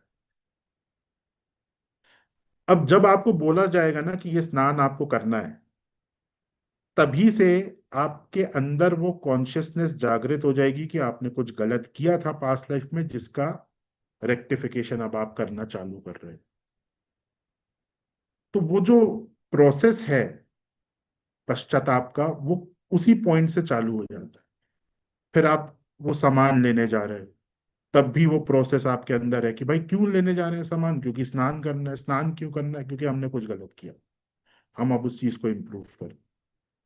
तो ये जो पूरा प्रोसेस है ना, स्नान का, दान का, मंत्रों का, यंत्रों का, ये बहुत डीप है। ये जितना सरफेस लेवल पे आपको ऐसा सरफेस लेवल पे दिखेगा कि भाई ये चीजें डाल के स्नान, ऐसा नहीं है। उसके पहले उसके बारे में सोचा जाता है, उसके बाद में उसके बारे में सोचा जाता है, तब वो कर्मा बर्न होता है। इसकी पूरी विधि है, वो हम देखेंगे आगे।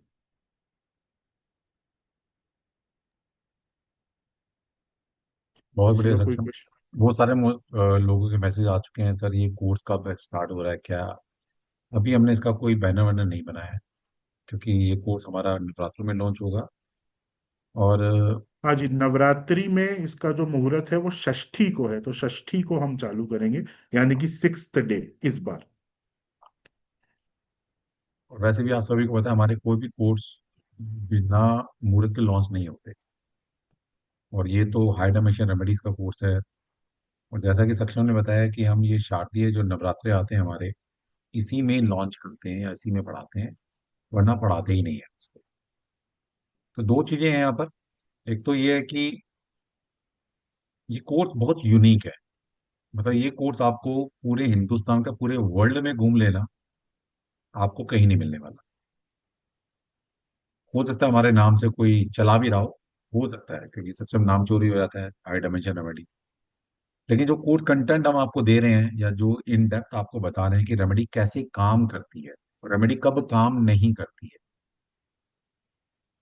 और इन डेप्थ हम आपको सिखाने वाले हैं। तो पहली बात तो ये कोर्स पूरी दुनिया में घूम लेना कहीं नहीं मिलने वाला, क्योंकि ये कोर्स नहीं है बेसिकली, ये एक साधना है। ये तपस्या से आया है हमारे पास में, ऐसे नहीं आ गया। दूसरा, इस कोर्स को करने का जो बेस्ट टाइम है वो सिर्फ नवरात्रों में है। तो अगर आप इस बार चूक गए तो अगले नवरात्रों में मिलेंगे, अगले साल ही मिलेंगे।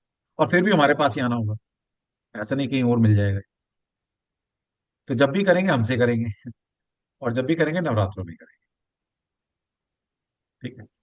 तो अगर आप में से कोई अच्छा कंसल्टेंट बनना चाहता है, और एक अच्छी रेमेडी को कैसे क्रिएट किया जाए, कैसे सामने वाले की प्रॉब्लम को जड़ से खत्म करना है, एक ऐसा नहीं कि मतलब एक इल्यूजन में रखकर उसको बता दिया ये कर ले बस, और तुम्हें भी नहीं बताओ नहीं रेमेडी कैसे काम कर रही है। मोस्ट ऑफ द केसेस में क्या होता है, क्लाइंट हमारा क्या कहता है, सर रेमेडी काम नहीं कर रही। समझ में आया कि क्यों नहीं काम करती है रेमेडी? क्योंकि इसके पीछे प्रोसेस है एक। रेमेडी 5 तरह से की जाती है, मंत्र, यंत्र, दान, स्नान, औषधि। इनका एक प्रोसेस है। और हम देखिए, हम बहुत लिबरल हैं, ऐसा नहीं है कि हम किसी टोटके में विश्वास नहीं रखते। ठीक है, टोटका फॉर टाइम भी काम कर जाएगा, मान लिया। एक होता है कि बीमारी को जड़ से खत्म करना।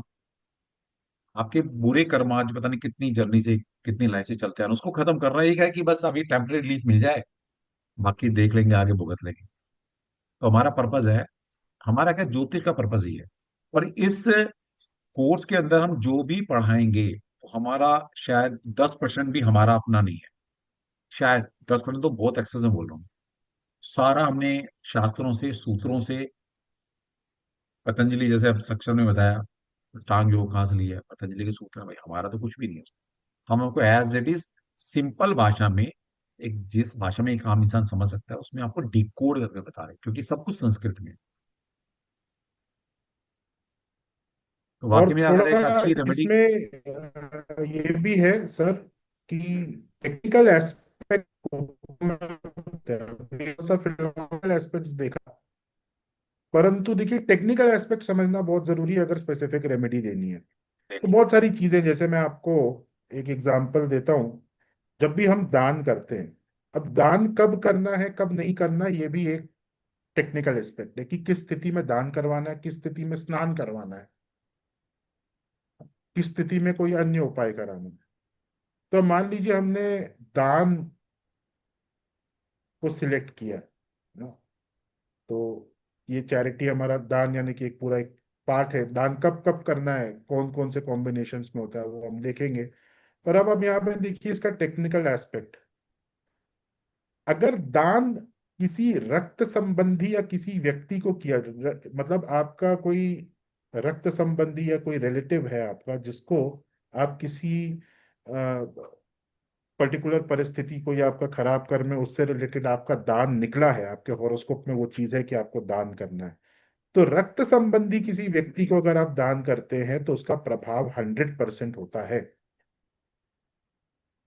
वहीं अगर आप उस ग्रह से रिलेटेड किसी पशु पक्षी को वो दान करते हैं, जैसे चिड़िया को खिला दिया, है ना, हम गाय को तो हम पशु में मानते नहीं है, गाय का दान भी 100% होता है, गाय को खाना खिलाना इत्यादि। अन्य किसी पशु को, जैसे कुत्ते को खिला दिया, पशु पक्षियों को, तो 50% प्रभाव आता है। किसी पेड़ पौधे के निमित्त वो दान कर दिया तो 25%, और पत्थर और धातुओं के प्रति वो दान किया जाता है तो 10%। अच्छा, अब यहाँ पे कंफ्यूज नहीं होना, यहाँ पे ऐसा भी नहीं है कि हमेशा रक्त संबंधी व्यक्ति को ही दान करना है। भाई जिसको वो 100%, जिसके हॉरोस्कोप में वो है कि इसको ये 100% रिजल्ट चाहिए, तब वो कर्म पूरा होगा, तो उसको हम बोलेंगे कि आप किसी रक्त संबंधी व्यक्ति को दान। जिसके हॉरोस्कोप में यही है कि भाई 25% से ही वो चीज पूरी हो जाएगी, उसको पेड़ पौधों को दान करने के लिए ही बोला जाएगा। यहाँ पे ऐसा नहीं है कि उसको भी बोल दिया, नहीं, उसको 100% की रिक्वायरमेंट नहीं है, उसका कर्म जो है वो 25% का उसको चाहिए। उसके कर्म में ये चीज लिखी है कि भाई पेड़ पौधों को दान होगा, उसको वो चीज बतानी पड़ेगी। ये सारी चीजें, ये टेक्निकल एस्पेक्ट्स हैं, तो देखेंगे।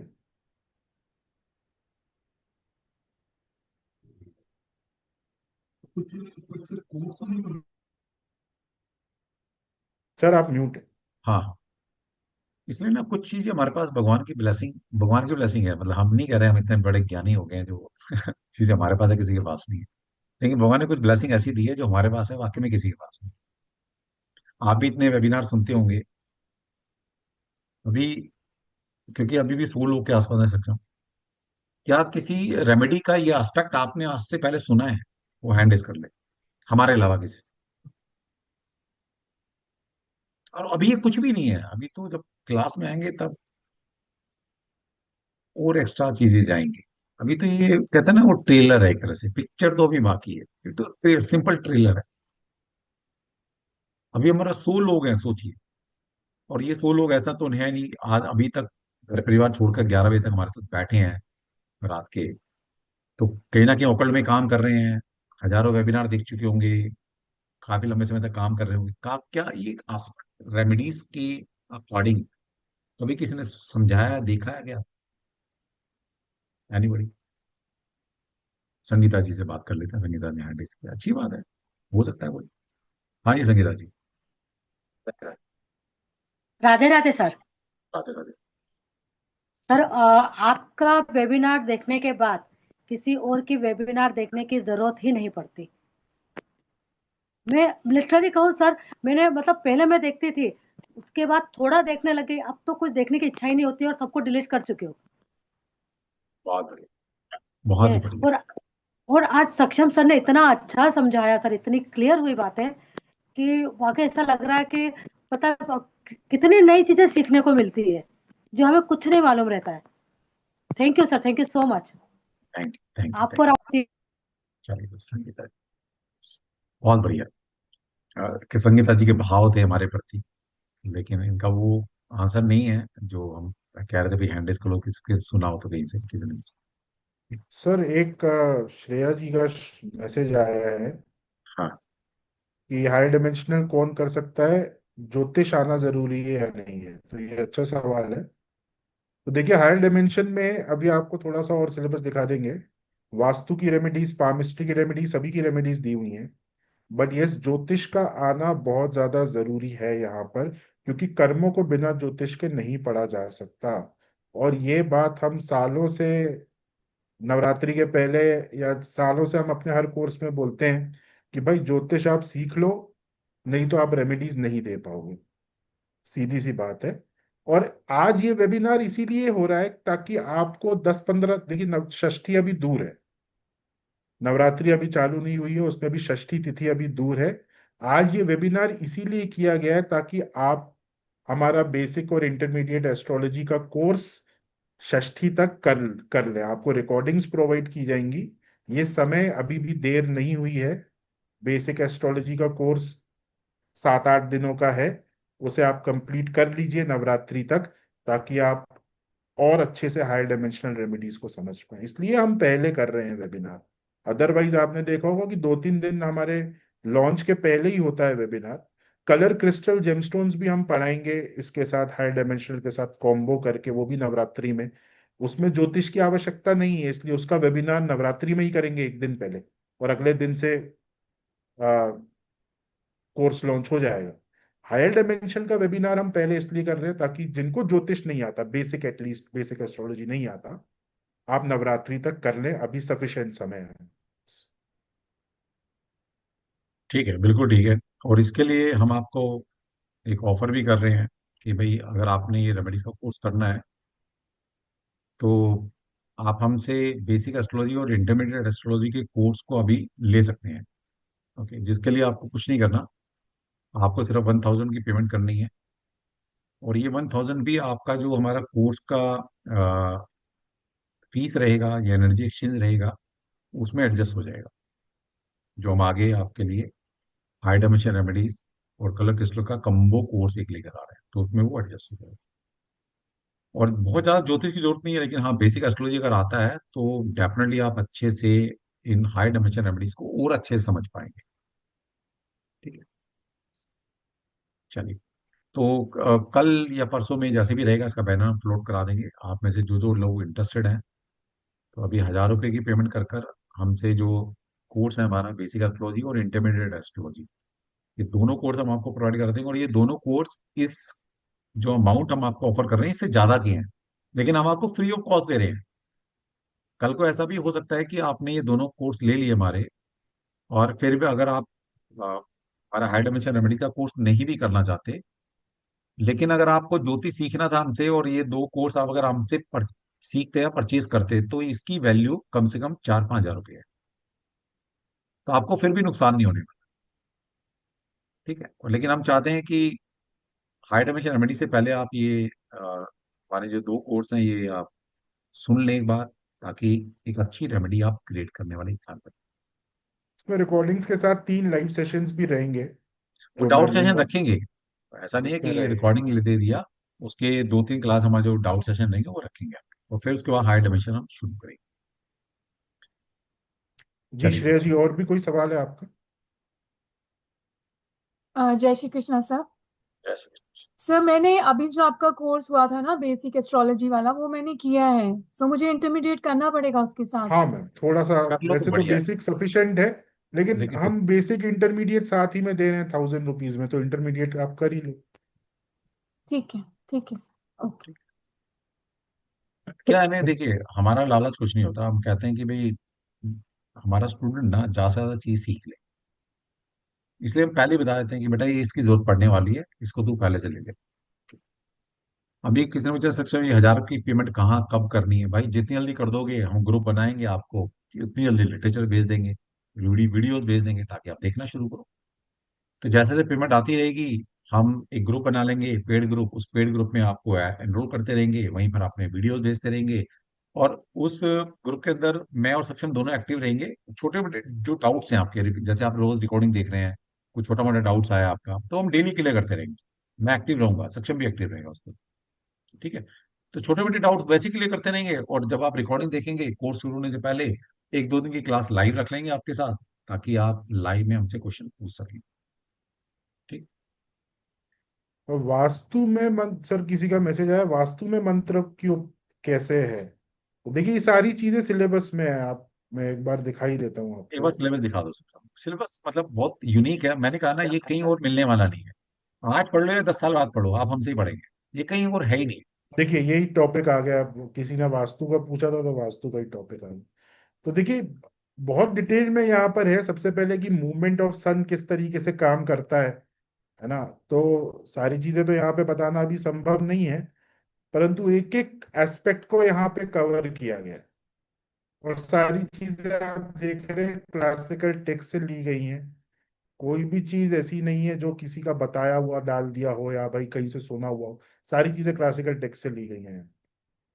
देखिए चक्रास में क्या एप्लीकेशन है, सारी चीजें हम डिटेल में यहाँ पे समझेंगे। देखिए यहाँ पे कुछ एग्जांपल्स आपको दिए हुए हैं कि कलर्स, इमोशनल फीलिंग्स और रसों से हम किस किस प्रकार से मंत्र इत्यादि देते हैं, सुंदरकांड की एप्लीकेबिलिटी कहाँ पर है। तो ये अभी आपको समझ में नहीं आएगा ऐसे, जब हम पढ़ेंगे इसको तब आपको प्रॉपरली ये चीजें समझ में आएंगी। ये सब चक्रों से रिलेटेड है। बात वही है सक्षम की, अगर आपने ज्योतिष किया हुआ है, वास्तु किया हुआ है, न्यूमरोलॉजी किया हुआ है, palmistry किया हुआ है, कुछ भी आपने हीलिंग किया हुआ है, और उन सबके लिए कोर्स बेनिफिट, सबको कुछ ना कुछ यहाँ पर मिलने वाला। कुछ भी नहीं किया तो हमारा जो अभी हम कोर्स ऑफर कर रहे हैं कि 1000 रुपीज के कोर्स परचेज कर लीजिए, और ये फीस आपकी उसमें एडजस्ट है, ऐसा नहीं कि हम इसको बेच रहे हैं। ये जो 1000 रुपीज आप देंगे, जो हमारा कोर्स रहेगा, उसमें उतनी फीस आपकी लेस हो जाएगी। ठीक है, चलिए सक्षम हो गया सब। जी। चलिए फिर मिलते हैं गजेंद्र फिर। जी का एक सवाल है, ले लेते हैं। गजेंद्र जी। ले लो। जय श्री कृष्ण सर। जय श्री कृष्ण। मैं तो सर का पुराना स्टूडेंट हूँ। सर के पास तो मैं पाइथागोरस न्यूमरोलॉजी सीखा हूँ, फेंगशुई सीखा हूँ, टैरो कार्ड सीखा हूँ, बहुत सारे मॉडलिटी सीख चुका हूँ। तो मेरा क्वेश्चन सिर्फ यही था सर, कोर्स का फीस क्या हो सकता है ये, कि अगर। देखिए अभी क्या है, गजेंद्र जी, थोड़ा श्राद्ध पक्ष चल रहा है, कोर्स के हाँ विषय सर। में फीस और इस तरीके की चीजें ना हम अभी नहीं, इस श्राद्ध पक्ष में हम नहीं उसको डिस्क्लोज करेंगे। उसके पीछे एक कारण है, आप समझ सकते हैं। आज का हाँ वेबिनार सर। सिर्फ इसलिए कि भाई जिनको ज्योतिष नहीं आता हो हम उनको थोड़ा सा समय दे दें, आप बेसिक और इंटरमीडिएट एस्ट्रोलॉजी कर लें, ताकि आप ये हायर डायमेंशनल रेमेडीज कोर्स को अच्छे से समझ पाए जब हम इसे लॉन्च करेंगे। ऑफिशियल अगर आज हम सारा फीस वगैरह डिस्क्लोज कर देंगे तो ऑफिशियल लॉन्च वो आज ही कहलाएगा, और बिना मुहूर्त के हम ठीक। ऑफिशियली लॉन्च नहीं कर सकते हैं कोर्स को। तो वो षष्ठी वाले ठीक। दिन वेबिनार होगा, आप आइएगा। कॉम्बो का क्या प्राइस रहेगा, इंडिविजुअल का क्या प्राइस रहेगा, और ये हायर डायमेंशनल रेमेडीज के दो कोर्सेज हैं, दोनों अलग हाँ अलग सर। भी आप पढ़ सकते हैं और दोनों एक साथ भी पढ़ सकते हैं। वो ऑफिशियल जब हम षष्ठी को लॉन्च करेंगे वो सारे डिटेल आपको दे देंगे। ठीक है सर, समझ गया। अभी तक मेरे ऊपर श्री कृष्णा का कृपा नहीं हुआ है, तो एस्ट्रोलॉजी नहीं सीख पाया अभी तक। सर के पास तो न्यूमरोलॉजी तो सीख गया, और एक प्लेटफॉर्म में भी काम कर रहा हूँ। ये ये एस्ट्रोलॉजी सीखने का कृपा तो नहीं हुआ है सर, लेकिन अभी ये ये जो आपने बताया है, ये ऑफर सर ने अभी दिया है, तो वो ले लेता हूँ रिकॉर्डिंग। ठीक है, ठीक है। प्रियंका जी। देखिए, इतना विश्वास रखिए, इतना विश्वास आपको रखना पड़ेगा कि जितना हम आपको कंटेंट दे रहे देंगे, उसके नमस्ते हिसाब सर। से ना, उसके हिसाब से ना फीस बिल्कुल ही नॉमिनल रहेगी। मतलब आपको बोलोगे सर ये कोर्स अगर ऐसे 3 गुना फीस में भी आता ना तो भी हम करते हैं। इतने अच्छे ऑफर्स, क्योंकि कुछ चीजों में हम कमाना नहीं चाहते, कुछ चीजें हैं कि हमें बच्चों को देनी है। तो इस कोर्स से हमारा कोई पैसा कमाने का इंटेंशन नहीं है। इस कोर्स का इंटेंशन लॉन्च करने का अगर पैसा कमाने का होता समझिए, तो हम तो हर हर महीने कोर्स लॉन्च करते हैं ना। फिर हायर डायमेंशन मेडिसिन साल में एक बार ही क्यों करते? अगर पैसे ही कमाना है तो हर महीने पैसा कमाएंगे ना, साल में एक बार क्यों कमाएंगे? तो इसी बात से अंदाजा लगाइए, इस कोर्स का पर्पस पैसा कमाना नहीं है। इस कोर्स का पर्पस आपको एक अच्छा हीलर, अच्छा एक रेमेडी एक्सपर्ट बनाना का पर्पस है। तो कोर्स की फीस क्या रहेगी? बहुत नॉमिनल रहेगी, और कोर्स कंटेंट के हिसाब से बहुत ही नॉमिनल रहेगी। ठीक है, तो उसमें निश्चिंत रहिए आप। और फिर आपका जा क्या रहा? कुछ भी नहीं जा रहा। अच्छा, ये भी मैं ऑफर करता हूँ, चलो। आपने अभी 1,000 रुपये दिए, हमने आपको 2 कोर्स दे दिए, जो कि 1,000 से 3 गुना 4 गुना ज्यादा के कोर्स दे रहे हैं। बेसिक एस्ट्रोलॉजी और इंटरमीडिएट एस्ट्रोलॉजी। ठीक है, वो कम से कम शायद, सच में हमने कितने इंटरमीडिएट एस्ट्रोलॉजी कितने में लॉन्च किया था हमने, याद है? 5,000 का था सर। 5,000 के आसपास है। तो 5,000 के कोर्स 1,000 रुपये में दे रहे हैं।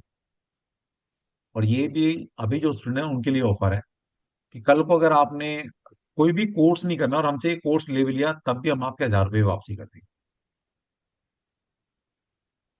हमारा पर्पस 1,000 रुपये कमाना नहीं। कोई बच्चा कहेगा ना सर मुझे कोर्स नहीं करना और मुझे मेरे 1,000 रुपये भी वापसी चाहिए, तो हम वो 1,000 रुपये भी वापसी कर देंगे, तो बताओ। लेकिन अभी जो स्टूडेंट है उन्हीं के लिए ऑफर है, क्योंकि अभी आप जुड़े हैं ना, तो कोई ना कोई कृष्णा की ब्लेसिंग आपके ऊपर है। यानी कि भगवान कृष्णा आपको चाह रहा है कि आप कुछ करें आगे जाकर। हम तो यहाँ तक, पर्पस पर्पस पैसा कमाने का बहुत सारे सोर्स है हमारे पास, बहुत सारे कोर्स हैं। कुछ ही हम कहते हैं बच्चों को लालच देकर, बुलाकर, फैसला कर, यार सिखा दो यार इनको, इनके काम आएगा जिंदगी में। और कोई पर्पस नहीं है हमारा। अच्छी रेमेडी दोगे, दुनिया का भला होगा, दुआएं मिलेंगी आपको, उसका कुछ हिस्सा तो हमारे हिस्से में भी आएगा। कि भाई ये सर ने सिखाया था, चलो भाई 1% भी दे दोगे तो बहुत है हमारे। बस उतना ही चाहिए। ठीक है जी, चलिए सक्षम, फिर मिलते हैं सक्षम। जी। तो सभी को जय श्री कृष्णा, और कुछ ना कुछ लाते रहेंगे आपके लिए। और जुड़े रहिए बस, जहाँ जिस ग्रुप में है। और कल एक बैनर फ्लोट होगा। अगर आप पुराने स्टूडेंट हैं, कहीं ना कहीं जुड़े हुए हैं, तो 1,000 रुपये पेमेंट आपको कहाँ करनी है आपको पता है। नहीं तो कल बैनर आपको जिस, बैनर की हेडिंग ऐसी होगी, higher dimensional remedies preparatory sessions करके। और ठीक है। उसके लिए आपको सिर्फ अभी 1,000 रुपये सबमिट करने हैं। और वो 1,000 रुपये हम कोर्स के लिए नहीं ले रहे अभी आपसे। हम आपको वीडियो प्रोवाइड कर रहे हैं ज्योतिष सीखने के लिए।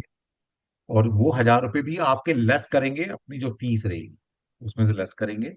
और कोई बच्चा कहता है सर मुझे ना तो कोर्स करना, और मुझे तो ज्योतिष फ्री में सीखने को मिल गया, मेरे पैसे वापसी कर दो, उनके पैसे ही वापसी कर देंगे। ठीक है। सीख लो यार, हमारा क्या जा रहा है। चलिए, भगवान का पता नहीं इतना कमर्शियल कब बनाएगा, बन नहीं सकते हम इतने कमर्शियल, ये तो पक्का है।